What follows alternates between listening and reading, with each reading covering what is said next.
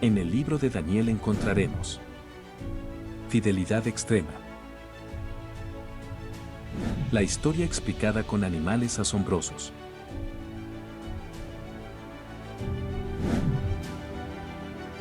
Tronos y juicios. Un futuro esperanzador.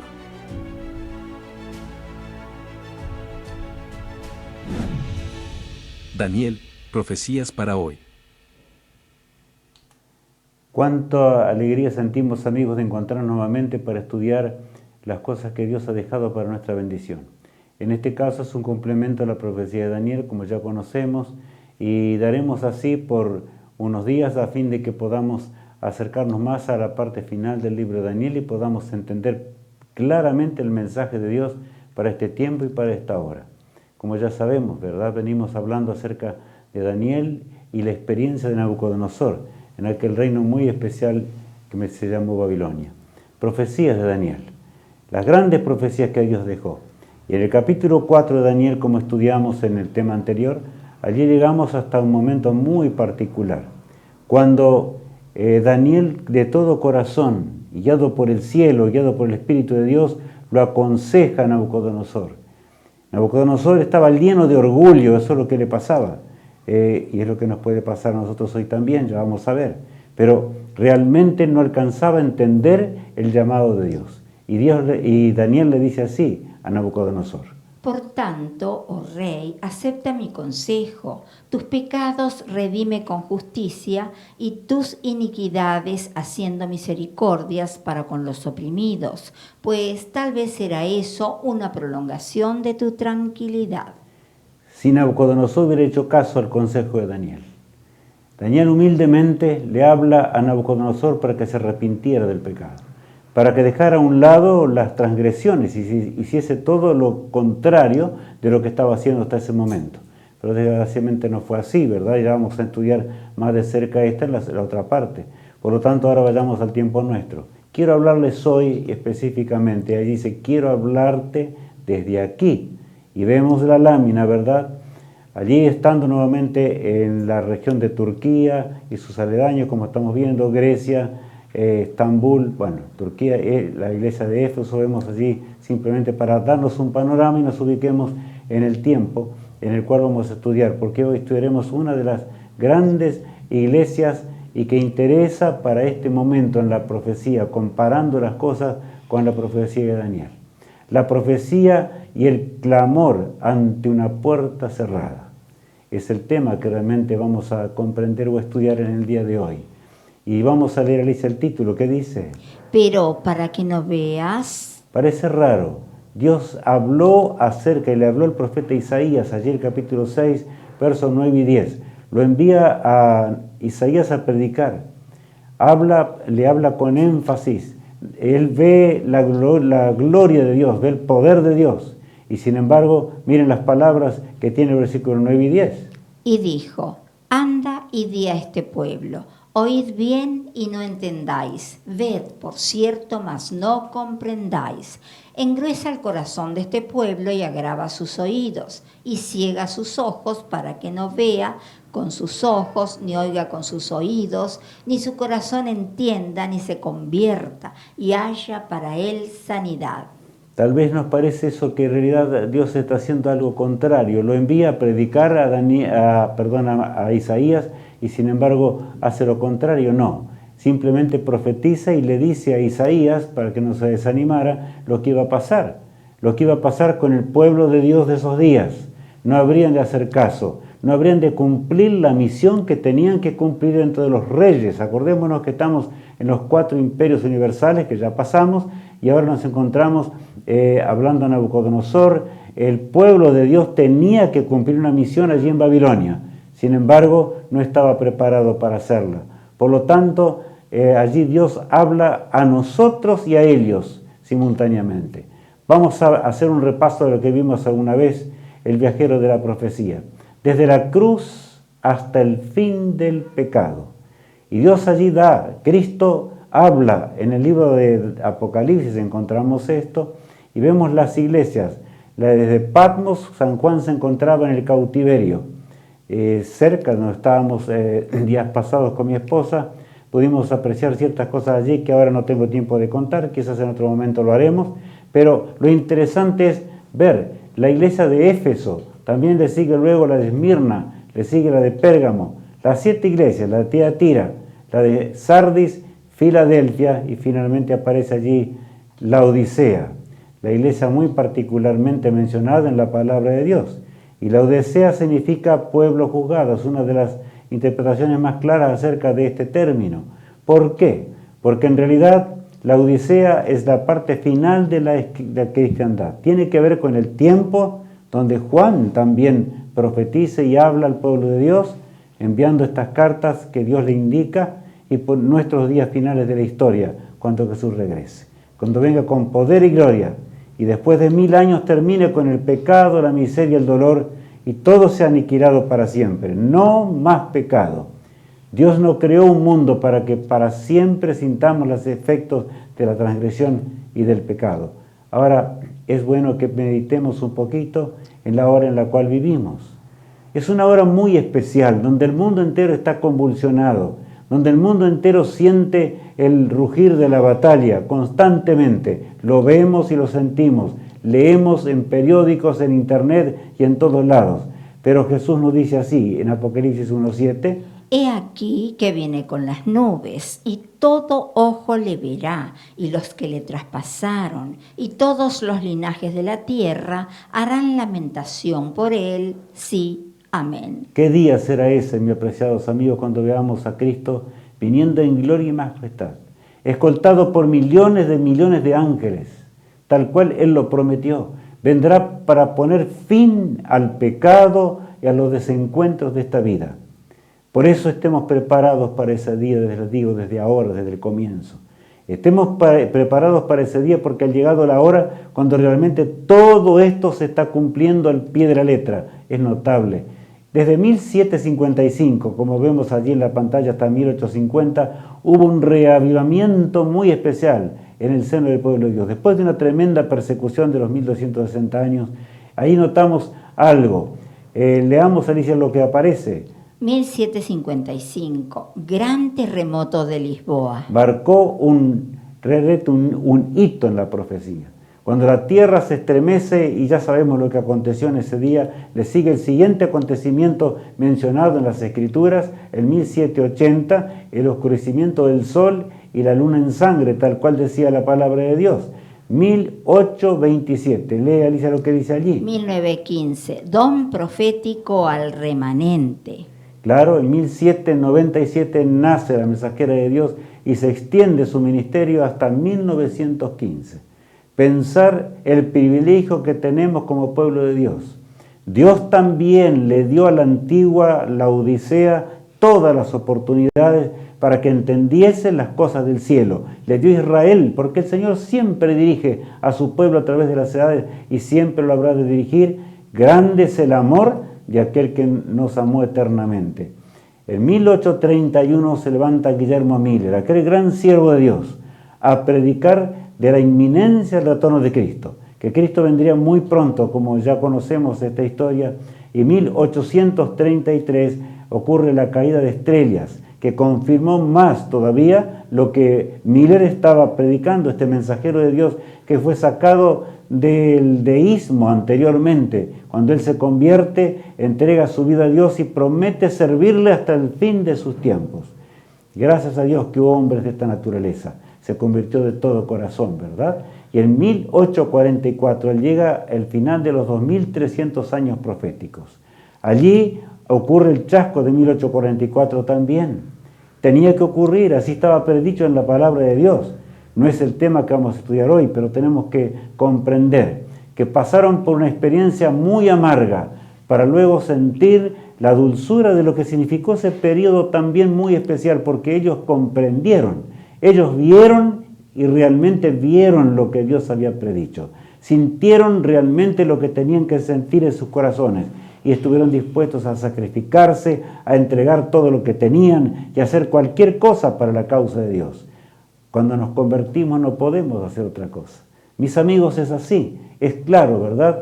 Y ahora llegamos en realidad lo que comienza a ocurrir de 1844 en adelante. Tenemos una luz especial, solemne hora de consecuencias eternas.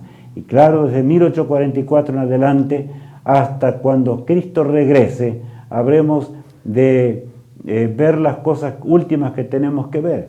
Han pasado 180 años, se cumplirán dentro de pocos meses 180 años de aquel momento tan particular del fin de la profecía de los 2300 días. Pero realmente, ¿cómo estamos nosotros? ¿Estamos entendiendo la hora en la cual nos toca vivir? ¿Llegamos a entenderlo profundamente en las cosas espirituales y nuestra relación con Dios? ¿Cómo se encuentra nuestra relación con Dios? ¿Nos encontramos cerca del Todopoderoso? Bueno, nuestra preparación y misión para hoy. Daniel tuvo una misión que cumplir. Los 3 hebreos tuvieron una misión que cumplir. Y la misión no fue sencilla. Para aquel esclavo, ¿verdad? Daniel, ahora ser cautivo. En el cautiverio, hablar al monarca más grande de Babilonia. Y lo recalco porque a veces nosotros nos podemos tal vez sentir pequeños para esta hora. Es un engaño satánico de los más grandes. Dios envía a su pueblo con una luz muy especial y particular a hacer las obras de Dios en esta hora. Dice la pluma inspirada lo siguiente: todos están decidiendo su destino eterno. Es necesario despertar a la humanidad para que comprenda la solemnidad del momento, la proximidad del día cuando terminará el tiempo de gracia para los seres humanos. Yo les pregunto, ¿cuál fue la misión que Daniel y sus compañeros tuvieron allí, Israel también, en Babilonia? ¿Acaso no fue exactamente despertar a aquellas naciones paganas que nada tenían que ver ni conocían realmente al Señor? Muchos se despertaron, inclusive el rey, como ya vamos a ver. Pero saben, lo interesante es que ellos fielmente lo cumplieron. Claro, fue una minoría como siempre. Continúa diciendo la pluma inspirada lo siguiente: deben hacerse esfuerzos definidos para presentar a la gente en forma impactante el mensaje para este tiempo. El tercer ángel ha de avanzar con gran poder, que nadie ignore esta hora, ni la trate como si tuviera poca importancia. Bueno, en realidad la tarea que nosotros tenemos que hacer en este mundo es la misma que Daniel hizo en sus días, la misma que Israel tuvo a su cargo en aquellos días. Desgraciadamente Israel después como nación se perdió porque no cumplió la misión. Pero Dios habla y nos habla muy de cerca, ya vamos a ver hoy acerca de ello, para que nosotros cumplamos la misión. Cristo viene pronto. La inminencia de la venida de Jesús es real. No hay nada que hacerle. Cristo vendrá para terminar con la angustia, la miseria y el dolor. Y el mensaje, ahora nos vamos a la última iglesia, a la Odisea, para estudiarlo hoy porque así conviene, para entender mejor y comprender mejor realmente los capítulos finales del profeta Daniel allí en su libro. Leemos ahora acerca de la Odisea. La Odisea estaba cerca de Éfeso y Esmirna. Cerca de Éfeso y Filadelfia, 2 ciudades muy particulares. No voy a hablar acerca de ello, pero solamente las mencionamos para que en realidad ubiquemos el lugar donde estaban. 2 rutas principales de comercio llegaban hasta la ciudad de la Odisea, de manera que había un comercio muy grande y había riqueza. De allí dice lo siguiente: ciudad más rica de Asia Menor. Eso fue realmente la Odisea. O sea, desde aquel lugar donde veíamos al comenzar en Asia Menor, ¿verdad? Estuvieron hermanos en la fe, porque ellos en medio del paganismo conocieron la verdad, entendieron el mensaje de Dios. Pero yo quiero recalcar algunas cosas muy importantes hoy en lo que tuvo que ver con la hora nuestra, el mensaje que Dios quiere que hagamos, y por otro lado también la obra que hizo Daniel, el gran profeta de Dios, cuando comprendió la hora en que Dios lo había puesto para que realizase la obra que tenía que hacer allí en Babilonia. La gran cantidad de bancos, era una ciudad de comercio incesante, por lo tanto había muchos bancos y el comercio era realmente grande.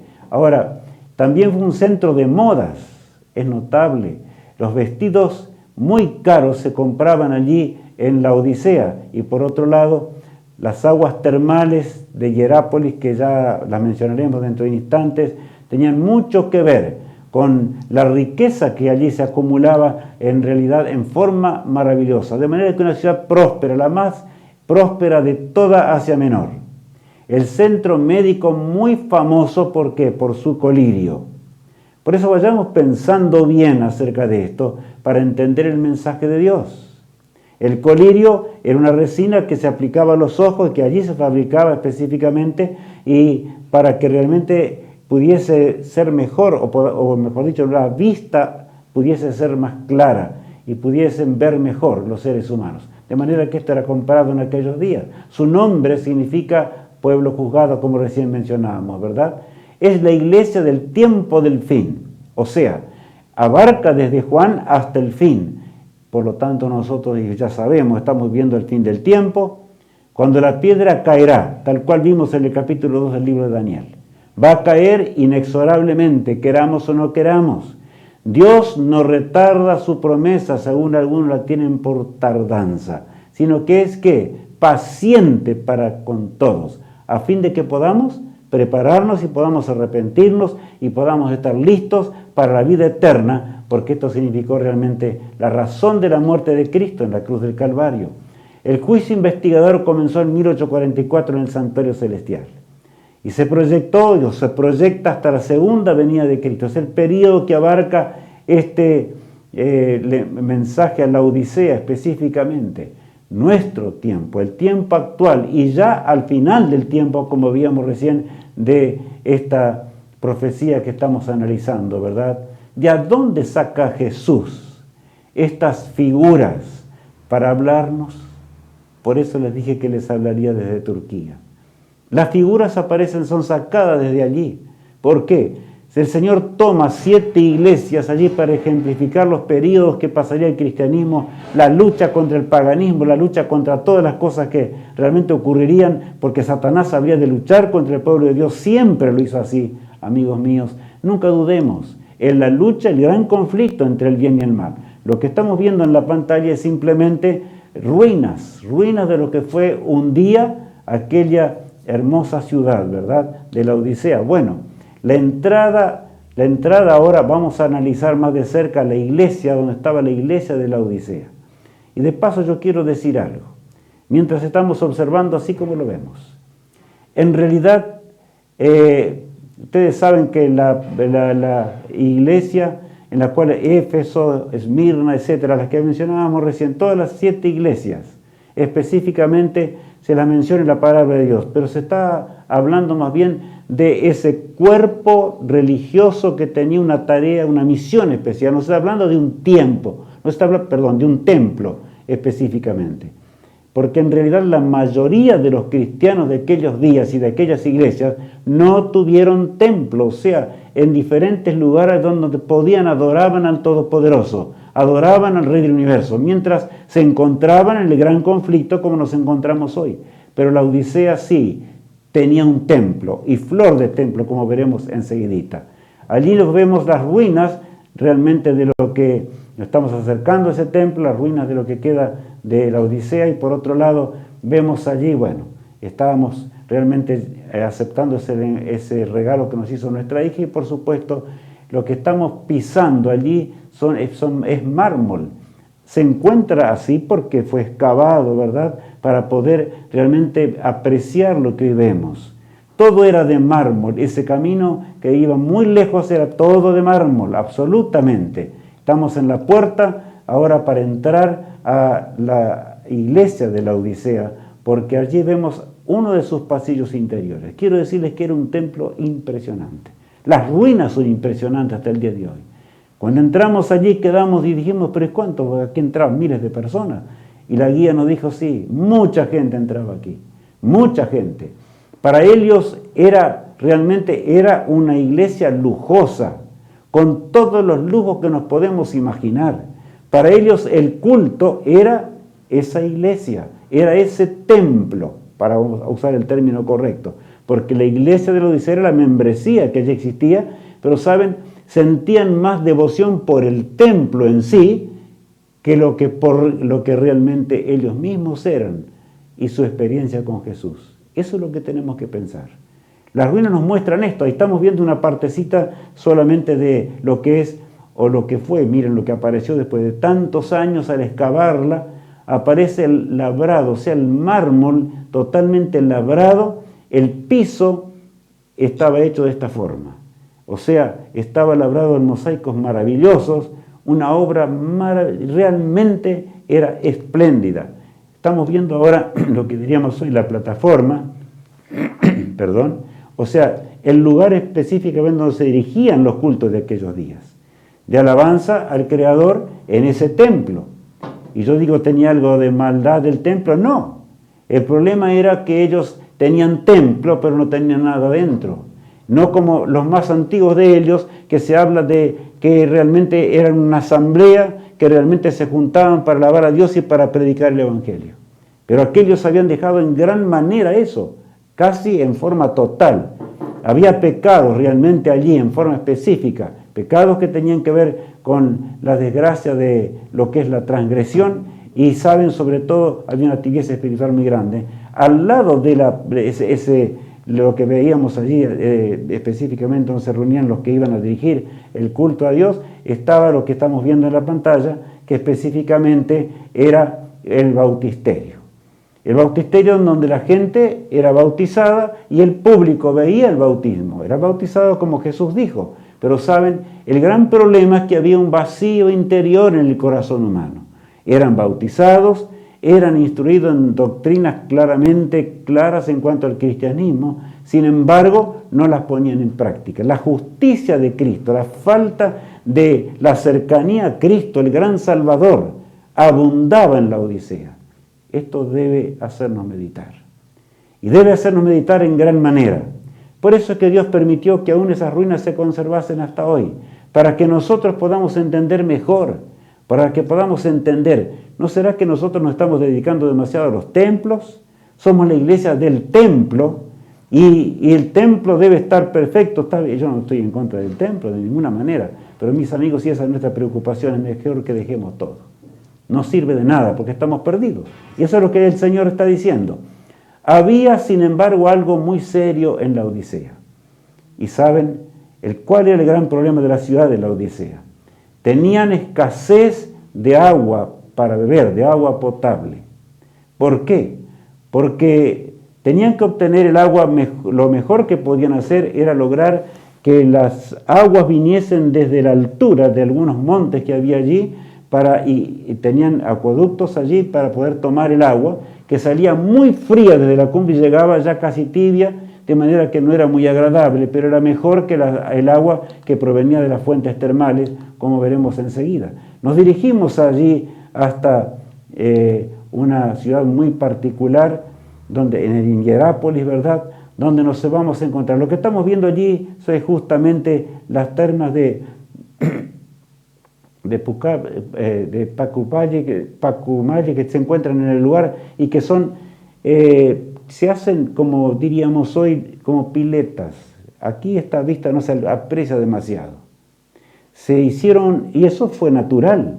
El agua fluía de la tierra, eran aguas con cantidad de minerales, como veremos enseguida, para que notemos más de cerca. Allí hay uno de los acueductos o canales que llevaban el agua hasta diferentes lugares y llegaban hasta también a la ciudad de la Odisea, como mencionábamos. En Pamukkale, en realidad, lo que ocurría era algo muy particular. Ustedes vieron en la vista anterior, era blanca la zona, completamente blanco de los cristales de calcio y demás que salían por el agua. Y por esa razón se veía eso. O sea, esto en turco esta palabra significa capullo de algodón. ¿Cómo es el algodón? Es blanco, ¿verdad? En realidad, una de las riquezas de Hierápolis era tener esas fuentes termales, en gran manera. Y la gente realmente iba allí a los baños, porque eran curativas esas aguas termales, al tener tantas sales y demás. Pero saben, aguas termales que tenían que ver aún con la riqueza y el mantenimiento de Hierápolis. Sin embargo, eran aguas que, a pesar de ser termales, eran aguas tibias y amargas. Se puede tomar el agua tibia y amarga, y saben, yo quiero recalcar algo. Una característica que tenían esas aguas, eran tibias, y ustedes saben que al tomar el agua tibia nos produce repulsión instantánea, pero al tener el gusto amargo específico que las aguas tienen, es repulsivo a tal extremo que instantáneamente la persona vomita. Por eso el Señor menciona algo allí en la Odisea que vamos a estudiar enseguidita. Estoy presentando estos ejemplos para que podamos entender mejor. Apocalipsis 3, 14 en adelante dice lo siguiente. Y escribe al ángel de la iglesia en la Odisea: He aquí el Amén, el testigo fiel y verdadero, el principio de la creación de Dios, dice esto. Qué notable, ¿verdad? Aquí estamos hablando, Cristo habla a la Odisea en forma particular. Escribe el ángel de la Odisea, dice allí, escribe el ángel en la Odisea. He aquí el Amén, el testigo fiel y verdadero, el principio de la creación de Dios. ¿Cuántos han interpretado mal este pasaje? Pero aquí vamos a leer San Juan 1 y 2 primero, capítulo 1, versículos 1 y 2, para entender mejor. En el principio era el Verbo, y el Verbo era con Dios, y el Verbo era Dios. Este era en el principio con Dios. Todas las cosas por Él fueron hechas, y sin Él nada de lo que ha sido hecho fue hecho. Bueno, allí tenemos, mis apreciados amigos, una realidad. O sea, el lenguaje de aquí, el amén, el todo. Y aquí el testigo fiel, Jesús no puede fallar ni mentir. El verdadero, el que es eterno, el que reina por los siglos de los siglos y a través del cual fue hecha toda la creación. Eso es lo que quiere decir allí el término, ¿verdad? El principio de la creación de Dios. Porque a cargo de Jesús estuvo toda la creación realmente del universo de Dios, no solamente de este mundo en el cual habitamos. Ahora, vamos a leer justo al fin de la historia. ¿Qué pasaría? Vamos a leer allí. Yo conozco tus obras, que ni eres frío ni caliente. Ojalá fueses frío o caliente. Bueno, allí Cristo está hablando algo muy claro. Y claro, por eso pusimos todos los ejemplos lo más claro posible en el lugar. Para que podamos realmente entender mejor el mensaje de la Odisea. Yo conozco tus obras. Notemos, acá está hablando, dice, no conozco tu fe. Conozco tus obras. Y si nosotros no tenemos obras es porque no estamos cerca de Cristo. En realidad lo que le faltaba a la Odisea, a la antigua la Odisea me refiero, era por supuesto la justicia de Cristo. Y a nosotros ese puede ser nuestro drama terrible. Sin la justicia de Cristo nadie heredará el reino de Dios. Nadie podrá ser salvo. Por más templos hermosos que tengamos y allí hagamos una serie de ceremonial, como también los laodicenses tenían, porque tenían las cosas en orden, en el culto, en la forma de llevarlos. Saben que yo quedé, y con mi esposa y mi hija quedamos allí impresionados, cuando se nos relataba la forma en que ellos hacían los cultos. Muchas veces pensé en nuestros días, lo que pasa hoy, en nuestro propio lugar, ¿verdad? Ahora bien, el versículo 16 agrega: Pero por cuanto eres tibio y no frío ni caliente, te vomitaré de mi boca. Creo que entendemos el simbolismo más claro ahora. Las aguas termales eran vomitivas, directamente vomitivas. Era imposible de tomarlas. Eran tibias y por otro lado totalmente repulsivas por el gusto que poseían. Y aún las aguas frías que salían de la montaña y que ellos también recogían para tomar eran medias tibionas cuando llegaban, de manera que para ellos era un constante sufrimiento. Una ciudad tan rica que tenía tantas cosas buenas, sin embargo no tenían el agua suficiente. Amigos míos, saben, sin tomar de los manantiales de agua que provienen del trono de Dios, ustedes me entienden el simbolismo, nunca podremos hacer la obra de Dios. Nunca podremos heredar la vida eterna. El Señor nos llama realmente poderosamente a la hora del fin para que podamos llegar a la eternidad. Continúa diciendo el versículo 17 lo siguiente: Porque tú dices, yo soy rico y me he enriquecido, y de ninguna cosa tengo necesidad, y no sabes que tú eres un desventurado, miserable, pobre, ciego y desnudo. Saben, este texto es impresionante. Alicia, ¿quieres leerlo nuevamente? Queremos despacito leerlo para meditar. Porque tú dices, yo soy rico y me he enriquecido, y de ninguna cosa tengo necesidad, y no sabes que tú eres un desventurado, miserable, pobre, ciego y desnudo. Podríamos analizar allí término por término. Analizaremos algunos un poquitito más. Porque tú dices, o sea, la opinión nuestra, No está hablando aquí de la opinión de Cristo, y Cristo sabe, y Él nos dice, Él conoce nuestra mente, conoce nuestra condición, porque tú dices, yo soy como rico, tengo de todo, ¿qué me falta? Tengo un conocimiento enorme de la verdad, y apreciados amigos, gracias a Dios, el pueblo de Dios de la hora del fin tiene todo el conocimiento de Dios, no hay más nada que agregar. Lo que tenemos, lo que nos falta tal vez es la justicia de Cristo. Y sin la justicia de Jesús, ningún ser humano podrá ser salvo. Cuán terrible es pensar en esto. Aquí dice, y me he enriquecido. Tengo conocimiento, conozco un montón de cosas, pero ¿qué vale conocer si no las practicamos o si no fluyen de nuestra vida?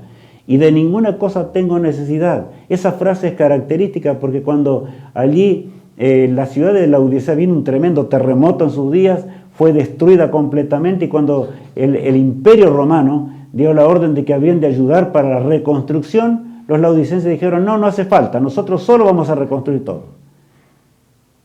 Bueno, creo que esto nos da para meditar realmente.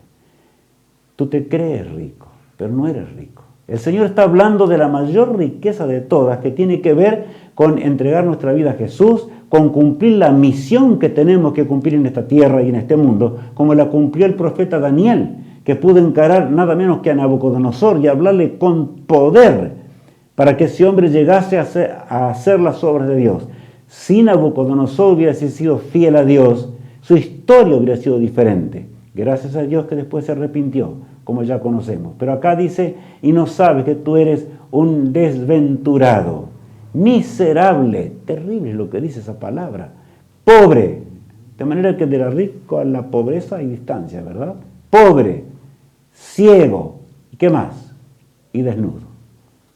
¿Saben? No muy lejos de allí, yo digo así porque estoy hablándoles imaginativamente desde Turquía, yendo hacia aquel lado, por decir así, se encontraba nada menos que ya el monte Moria, perdón, el monte donde realmente el arca se asentó un día por orden divina, y porque Dios dirigió las cosas de esa manera. Si podíamos haber llegado en ese momento, no pudimos ir hasta el Ararat simplemente ¿por qué? Porque era imposible por la situación de guerra que hay en este mundo, de manera que no fuimos hasta allí. Pero yo pensaba, y aquí a tantos kilómetros está el lugar donde nace el río Tigris y Éufrates. Está allí la tierra fértil y demás, más allá está el imperio de Babilonia, pero no podemos llegar hasta allí en este momento, no se puede. Es imposible. Todo esto nos hace meditar. Saben, aquí dice con toda claridad, ciego y desnudo. Dos características tremendas. El ciego no ve, y no ve su propia condición, en este caso que señala Jesús aquí. Desnudo habla de la desnudez que Adán y Eva tuvieron un día allí en el jardín del Edén, del cual recién hablaba yo.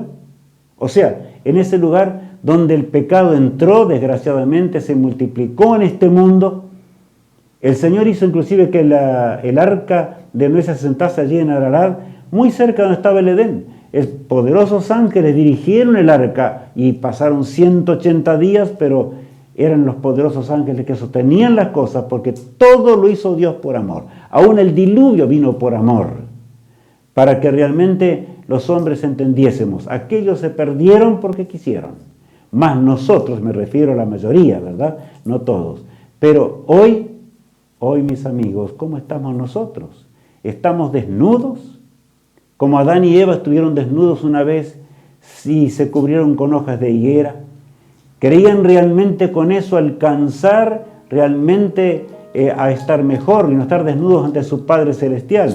Pero el Señor le dice, no sirve de nada, le cambia su ropaje y le pone un ropaje ¿de qué? De pieles, como dice la palabra de Dios. ¿Qué simbolizaba ese ropaje? El Cordero de Dios, que vendría a este mundo para morir por nuestras transgresiones. ¿Estamos entendiendo? Amigos míos, si hay una cosa que tenemos necesidad en esta hora, es conocer profundamente la justicia de Cristo. Es conmovernos ante la justicia de Jesús.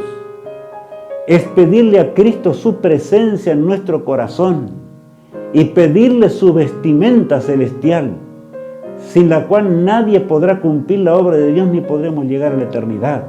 No podremos ser tal cual fue Daniel.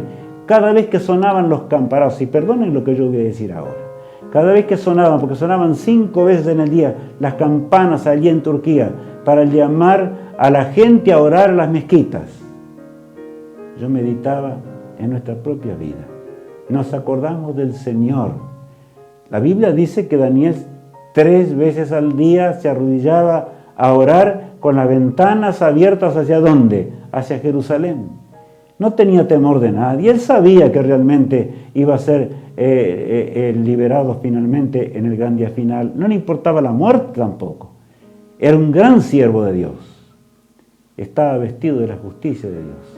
A pesar de que faltaban todavía muchos años para que Cristo viniese al mundo para poder morir por sus pecados y por los nuestros. Ahora tenemos realmente nosotros la justicia de Jesús.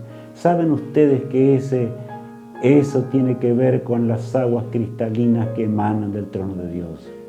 En esta vida corta que tenemos que comenzar a beber de las aguas que provienen del santuario celestial, mis amigos. Mientras Cristo intercede por nuestras transgresiones, mientras Jesús escudriña nuestra existencia y mientras nuestra salvación está en juego, como recién leíamos, en una forma impresionante, tenemos que determinar hoy en primer lugar la vida eterna o la muerte eterna de nuestra existencia. Y por otro lado, tiene que ver también con la vida eterna de muchos que a través nuestro pueden ser invitados al gran banquete celestial. El verso 18 agrega: por tanto, yo te aconsejo que de mí compres oro refinado en fuego para que seas rico, y vestiduras blancas para vestirte, y que no se descubra la vergüenza de tu desnudez, y unge tus ojos con colirio para que veas. Bueno, aquí es claro, por tanto yo te aconsejo. El mismo término que le dice Daniel aquí a Nabucodonosor. Escucha, Nabucodonosor, yo te aconsejo que actúes diferente. Acércate a Dios, arrepiéntete de tus pecados y te va a ir mejor. Pero Nabucodonosor en ese momento no hizo caso. Ahora acá dice, yo te aconsejo que de mí compres, ¿qué? Oro refinado en fuego, para que seas rico. O sea, podemos cambiar nuestra pobreza espiritual con la riqueza de la fe en Cristo Jesús. ¿Compraremos ese oro refinado en fuego? ¿Pediremos aún al Señor que Él refine ese oro y que ustedes saben que el oro es refinado en el fuego hasta que se quema hasta la última escoria y encontramos ese metal tan precioso? Es la comparación simplemente. Toda la escoria de nuestra vida debe ser quemada. Nuestro orgullo, nuestra desnudez espiritual, la falta de comprensión de la vida espiritual, la falta de comprensión en Cristo Jesús, lo que es Jesús realmente, para actuar como Cristo obró en esta tierra y en este mundo, en la hora final de la historia, allí, y compres ¿qué? Vestiduras blancas para vestirte. Amigos míos, solamente las vestiduras blancas que el Señor le entregó un día a Adán y a Eva, en forma simbólica al cubrirlos de pieles, esas son las vestiduras de la justificación por la fe que podrán salvarnos. No sirve de nada que tengamos templos lindos. No sirve de nada que tengamos un bautisterio al lado de la plataforma, usando el lenguaje moderno, porque es lo que estamos viendo allí de las ruinas recién. No sirve de nada bautizar cada sábado. Tampoco eso. A menos que esa persona que sepulta su vida en las aguas bautismales realmente nazca por el Espíritu de Dios en la justicia de Cristo para andar realmente con vestiduras blancas en este mundo y para poseerlas luego por la eternidad cuando en forma real Cristo nos entregue en la gloriosa mañana de la resurrección. Amigos míos, en la resurrección final todos tendremos un ropaje, los fieles. Ese será el contraste enorme de aquellos perdidos que habrán de clamar a las rocas que los escondan de la presencia de Dios. Porque el ropaje brillante, el ropaje que va a brillar con la justicia de Cristo, será lo que realmente va a impresionar a todo el universo. El hombre rescatado otra vez a la imagen de Dios. No se descubrirá ya más la vergüenza de nuestra desnudez.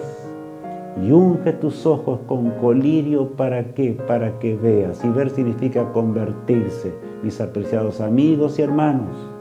No hay otra solución. Debemos convertirnos, y si hay realmente un caso muy, muy difícil para que se convierta, es el laodicense. Por eso el título que hoy teníamos, ¿verdad? Un clamor a una puerta cerrada. Por eso usamos los textos de Isaías también. Háblales, pero Dios quiera que no se cumpla esa cosa en nuestra vida. Porque el Señor nos llama, ya vamos a leer, el versículo 19 agrega: yo reprendo y castigo a todos los que amo. Sé pues celoso y arrepiéntete. Saben, de todas las iglesias que encontramos en las 7 iglesias de Apocalipsis, encontramos alguna cosita de virtud. El Señor reprende el pecado de cada una, pero menciona alguna virtud de esa iglesia. Pero de la que no se menciona nada de virtud, ni de cosa buena, ¿es de quién? De la iglesia de la Odisea. Porque los templos lindos que podemos tener no salvan a nadie. Ni tampoco los puestos que poseemos, ni tampoco los lugares que podemos tener y ocupar en la obra de Dios. No sirven para nada, a menos que estén acompañados con las obras de Jesús. Y nadie puede hacer las obras que Cristo hizo, aún hasta ir a la cruz del Calvario como Él fue. Me refiero a la muerte que tuvieron aún los apóstoles cuando predicaron el Evangelio. Amigos míos, no la podemos tener. ¿Sin qué? Sin realmente beber de las aguas cristalinas que emanan del trono de Dios. Porque en la Odisea no hay aguas dulces, no hay aguas aptas para beber. Las aguas verdaderas que provienen del cielo, amigos míos, son las que tenemos que beber cada día, mientras oramos, mientras reconsagramos nuestra vida, mientras nos arrepentimos del pecado. Y ustedes me dirán, pero licenciado, ¿por qué? ¿Todos los días tengo que arrepentirme? Sí, amigos. Todos los días en esa escalinata que nos lleva a la eternidad tenemos que arrepentirnos. El Espíritu Santo de Dios va a abrir nuestra mente para que entendamos las cosas del cielo. Por eso allí, pero veremos realmente, el versículo 19 dice: yo reprendo y castigo a todos los que ¿qué? Los que amo. Yo le pregunto, ¿nos ama Jesús? Sí, nos ama Jesús. Por esa razón prolongó hasta su regreso a esta tierra. Puede ser que algunos duden de estas cosas. En su amor insondable no es el mundo que no está preparado. Si vemos las guerras, el hambre, la inmoralidad que reina sobre la tierra, el mundo hace rato que está listo para su destrucción. Pero el Señor retarda su promesa para que nosotros nos arrepintamos, para que el laodicense se salve y pueda cumplir con el cometido que tiene que cumplir en esta vida y llegar un día a la eternidad. Yo reprendo, aceptas el reproche de Jesús, y castigo, aceptas el castigo de Jesús a todos los que amo. Si eres objeto del amor de Dios, vas a aceptar realmente esto. Significa un cambio de experiencia, significa un cambio de actitud. ¿Cuántas veces? Y les habla alguien que predicó toda la vida, que di tantas conferencias en diferentes lugares. ¿Cuántas veces aún decimos, no, es mejor que no hable esta persona porque esta persona da muchas cosas, da muchos palos a la iglesia?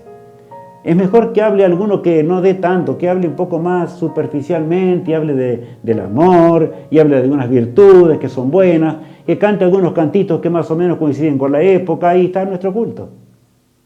Laodicenses, caed de rodillas ante el amor de Dios. Entendamos lo que es el amor de Dios. Aprendamos lo que debemos hacer en esta hora, lo que debemos de entregar en esta hora, la parte de nuestros bienes que debemos rendir y entregarlo todo para el servicio de Dios. De lo contrario, llevaremos una tremenda sorpresa en el día final de Dios cuando Jesús regrese. El adquirir el colirio. Bueno, el oro puro ya vimos, ¿verdad? Vamos a leer un poquito más acerca del oro. El apóstol Pedro nos aconseja algo. ¿Qué dice allí? Para que sometida a prueba vuestra fe, mucho más preciosa que el oro, el cual, aunque perecedero se prueba con fuego, sea hallada en alabanza, gloria y honra cuando sea manifestado Jesucristo. El apóstol Pedro está hablando de esta temática que hoy estamos hablando. Aún de su propia experiencia mientras predicaba a los demás, para que se arrepintieran y conocieran a Jesús. y que realmente, dice allí, para que sometida a prueba vuestra fe. Nuestra fe puede ser sometida a prueba una y otra vez, pero el Señor permite que eso ocurra para que seamos refinados como el oro refinado en el fuego, el cual, dice, aunque perecedero, se prueba con fuego, sea aliada en alabanza, gloria y honra cuando se manifieste Jesucristo. Amigos míos, la experiencia que tendremos en el día de la resurrección será la experiencia que hayamos adquirido en esta vida. No entendamos mal el reino de los cielos, porque el laodicense no ve nada. Jesús está a la puerta y llama. Esa puerta dura, clama el Señor ante una puerta cerrada. Así se titula el tema de hoy, amigos míos. Esa puerta solamente puede ser abierta desde adentro. Por eso es bueno realmente pensar y recapacitar en forma muy profunda. Ponernos vestiduras blancas. En esta vida, sentir esa dulzura que solamente Cristo puede entregarnos y puede darnos. ¿Para qué? Para que realmente podamos llegar hacia la eternidad y podamos en la mañana gloriosa de la resurrección tener las vestiduras blancas con las cuales Jesús nos va a vestir. Porque Adán y Eva las perdieron. Pero en esta vida la justicia de Cristo va a suplirlo todo. Aunque no tengamos físicamente las vestiduras blancas. Vamos a leer allí la siguiente, Isaías 61:10. En gran manera me gozaré en Jehová, mi alma se alegrará en mi Dios, porque me vistió con vestiduras de salvación, me rodeó de manto de justicia, como a novio me atavió. Bueno, allí está hablando del amor insondable de Dios. Y habla del novio que, y por supuesto allí dice, como el novio me atavió. Nosotros necesitamos la pureza. Ya casi no se entiende esa palabra en este mundo, ¿verdad? Lleno de pecado, desgracia y cuánta cosa más.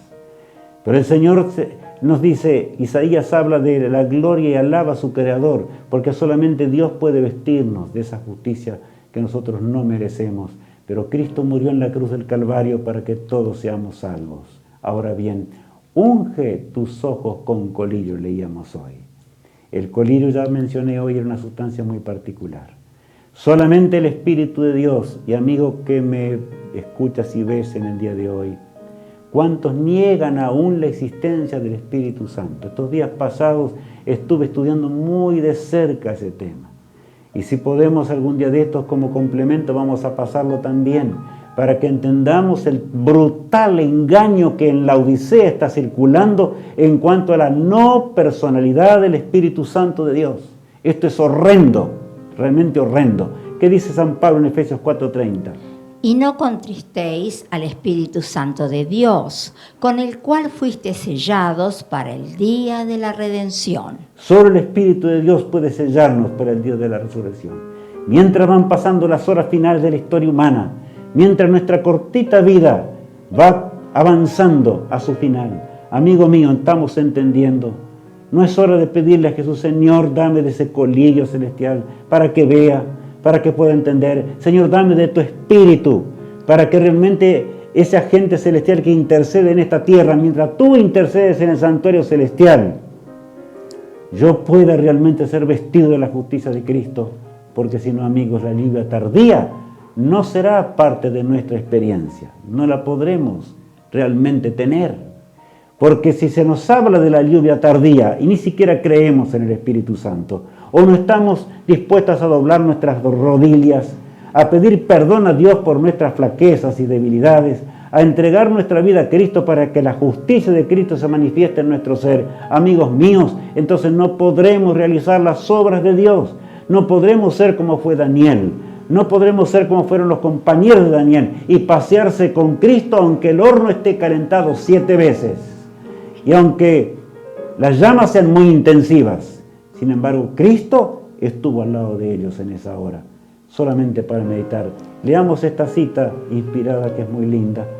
No era la voluntad de Dios que se demorara así la venida de Cristo. Dios no tenía el propósito de que su pueblo Israel vagara 40 años por el desierto. Prometió guiarlos directamente a la tierra de Canaán y establecerlos allí como un pueblo santo, sano y feliz. Pero aquellos a quienes primero se les predicó no entraron a causa de incredulidad.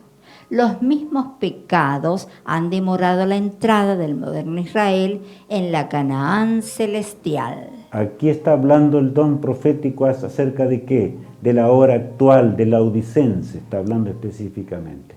¿Por qué no hemos llegado al cielo? ¿Porque no hay dinero? ¿Por qué no hemos llegado realmente a la eternidad todavía? ¿Por qué la obra no concluyó? ¿Por qué la lluvia tardía no vino? Hay muchos que aún teológicamente dicen, no, es que Dios lleva los tiempos. Cuidado, amigos míos.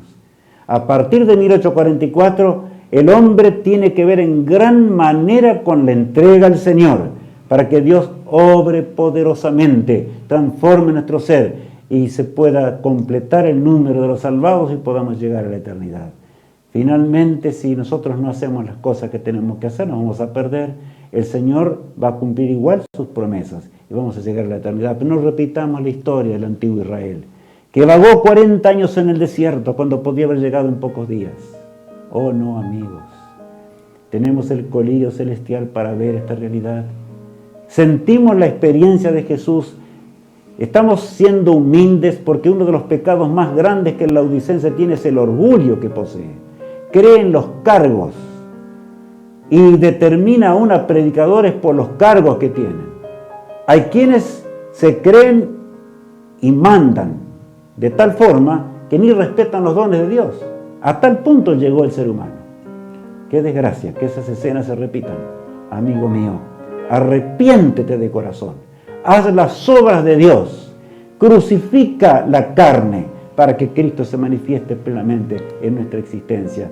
Clamoroso el llamado al atardecer de la historia. Y como vemos en la lámina allí, estamos viviendo en el atardecer de la historia. No hay duda acerca de ello. Todas las profecías lo indican con toda nitidez. El versículo 20 y 21 contiene el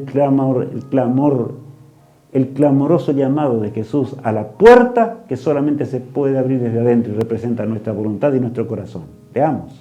He aquí, yo estoy a la puerta y llamo. Si alguno oye mi voz y abre la puerta, entraré a él y cenaré con él y él conmigo. ¿Qué texto es este, verdad? El Señor nos ama mucho. Ya leímos esto. He aquí, yo estoy a la puerta y ¿qué? Llamo, clamo, yo diría. Clamo por ti, Rubén, para que heredes la salvación. Tú tienes el conocimiento pleno de la verdad. Es la parte más gloriosa del pueblo de Dios. He revelado toda la verdad a tu pueblo para que realmente lo proclames en el mundo entero. ¿Pero qué estamos haciendo? ¿Estamos realmente haciendo las obras de Dios? ¿Qué estamos realizando? Acá dice aquí, yo estoy a la puerta y llamo. Si alguno abre, y me llama la atención la forma de la expresión, si alguno oye mi voz, ¿por qué dirá así el Señor? Yo no sé cuántos salvados habrá de esta hora, amigos. Perdonen que yo diga las cosas de esta manera. Si alguno oye mi voz y abre la puerta, entraré a él, cenaré con él. Se refiere a la cena que se llevará allá en los cielos cuando estemos con Jesús para siempre. Cenaré con él y él conmigo. Esa cena que Jesús le prometió ya a los discípulos. No queremos estar presentes vestidos de blanco, de pureza, en la Canaán celestial para no morir jamás, sino vivir con Jesús para siempre. El versículo 21 dice lo siguiente. Al que venciere, le daré que se siente conmigo en mi trono, así como yo he vencido y me he sentado con mi Padre en su trono. El Señor dice, yo clamo por vosotros, laodicenses. Y saben, es la etapa de la historia cristiana que más luz tiene. Jesús, cuando estuvo en este mundo, Él tenía la mayor luz, por supuesto, era la luz del mundo, está claro eso. Sus obras reflejaban las obras de Dios, del Padre. Pero ¿saben? Él conoce lo que realmente fue su lucha contra Satanás. Y aquel abogado intercesor que tenemos en los cielos, que nos conoce en forma individual, nos llama también en forma individual, porque el premio es en forma individual. El comer en la mesa donde habrá millones en la eternidad y Cristo nos va a servir es un asunto individual.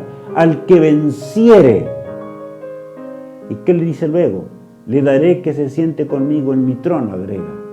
Él comparte su trono, Pero miren la frase siguiente, así como yo he vencido. De manera que la lucha que Cristo tuvo en el Getsemaní fue agónica. ¿Se acuerdan que transpiraba gruesas gotas de sangre? Amigos míos, cuán poco sabemos, tal vez, de clamar a Dios para vencer los pecados, las tendencias pecaminosas, lo que nos apartan de Dios. Clamar por la justicia de Cristo. Arrepentidos, podamos realmente tener humildad y sencillez de corazón y reconocer el llamado de Dios, reconocer también lo que Dios quiere que hagamos en esta hora del fin. Por lo tanto, el Señor dice, hay esperanza para ti. Yo también vencí, hijo mío, vence tú. En mi nombre vence. Solo con la justicia de Cristo podremos vencer. Pero la justicia de Cristo habla de un hombre transformado, de una mujer transformada, un hombre cerca del Señor, ¿verdad? El que tiene oídos, oiga lo que el Espíritu dice, ¿a quién? A las iglesias.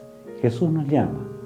A través del Espíritu Santo, el Señor trabaja incansablemente en la mente humana, para que nos arrepintamos y dejemos las cosas de esta vida.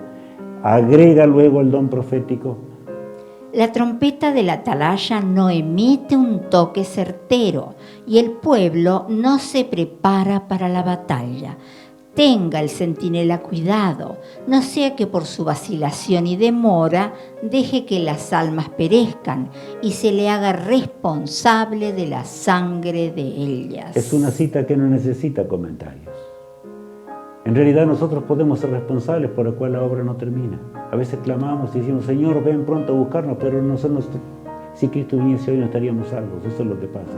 La Odisea debe pasar la prueba, indudablemente. Leamos qué prueba es la que realmente tenemos que pasar. ¿Qué dice el don profético acerca de ello? El permanecer de pie en defensa de la verdad y la justicia, cuando la mayoría nos abandone, el pelear las batallas del Señor, cuando los campeones sean pocos. Esta será nuestra prueba.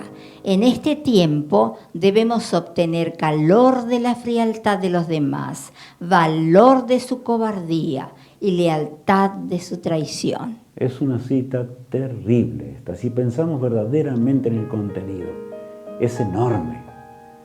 El tiempo no da para comentarla en forma práctica, ¿verdad? En forma total. Quizás teníamos mucho tiempo. En tu hogar, donde estés, comparte los links, haz cualquier cosa. Ha llegado la hora en la cual Jesús quiere vernos en la casa del Padre para vivir para siempre. Por lo tanto, seamos fieles, porque así como Cristo vino al mundo, también Él nos envía hoy. Eso es lo que dice el himno que a continuación escucharemos.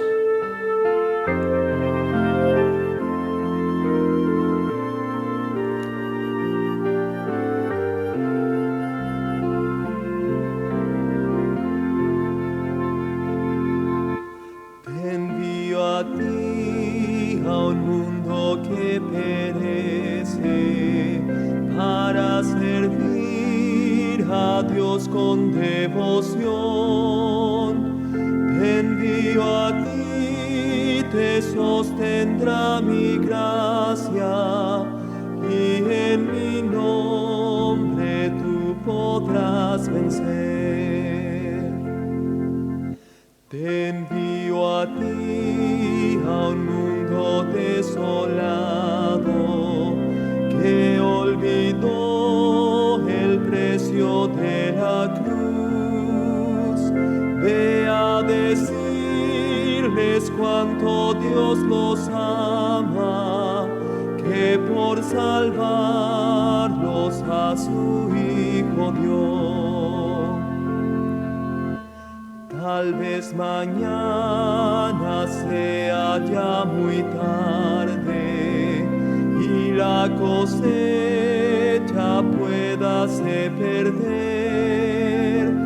Hoy es el día, anda y no te tardes, contigo iré la mies a recoger.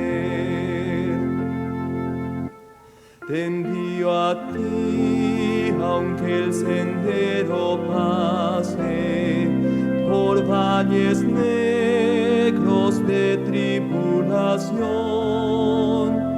Se acerca el día en que podré decirte, buen siervo fiel, recibe el galardón. Como el Padre me envió a mí, yo te envío a ti. Amigos míos, yo quiero invitarles a orar hoy, a pedirle la pureza que solo Jesús puede darnos, para que dejemos el espíritu laudicense y nuestra vida pueda nacer en Cristo Jesús. Que la justicia de Cristo cubra nuestro ser y nos haga entender lo que Cristo espera de nosotros en esta hora tardía de la historia. Vamos a orar al Todopoderoso. Padre amado que estás en los cielos, gracias por el mensaje que tú nos envías en esta hora. Gracias porque tú permites aún que entendamos más de cerca al ver las ruinas mismas de lo que fue esa iglesia, llena de riqueza y llena de muchas cosas, pero vacía espiritualmente. Querido Padre, haz que podamos perder muchas cosas de esta vida, pero podamos ser ricos espiritualmente. Que nuestras obras coincidan con lo que realmente hacemos. No importa el cargo que tengamos en tu causa o donde fuere, Señor. Hagamos las obras de Dios, porque terrible será el día que se acerca cuando no recibamos la bienvenida celestial simplemente porque creíamos que estábamos haciendo el bien, pero no lo hicimos. Abre nuestros ojos con el colirio celestial. Señor, ayúdanos a abrir la puerta y a escuchar tu clamoroso llamado. Lo pedimos en nombre de Jesús. Amén.